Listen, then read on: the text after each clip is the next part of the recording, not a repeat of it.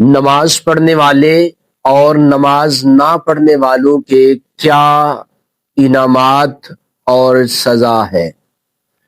حضرت عبداللہ بن عمر بن عاص رضی اللہ تعالی عنہ سے مرفوعاً حدیث ہے کہ نبی کریم صلی اللہ علیہ وآلہ وسلم ایک دن نماز کا تذکرہ کرتے ہوئے فرمایا، ایک شخص جو نماز کا اہتمام کرتا ہے تو وہ نماز قیامت کے دن اس کے لیے نور اور اس کے ایمان کی دلیل ہوگی اور اس کے لیے ذریعہ نجات بنے گی۔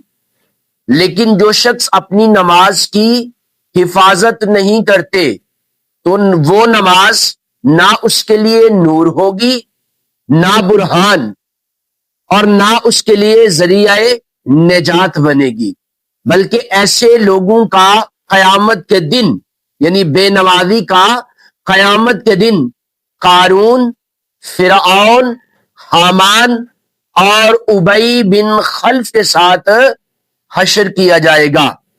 تو ہم جو نماز نہیں پڑھتے ان کا تعلق دیکھے قیامت کے دن کن کے ساتھ ہوگا۔ اللہ ہمیں ان سے محفوظ فرمائے۔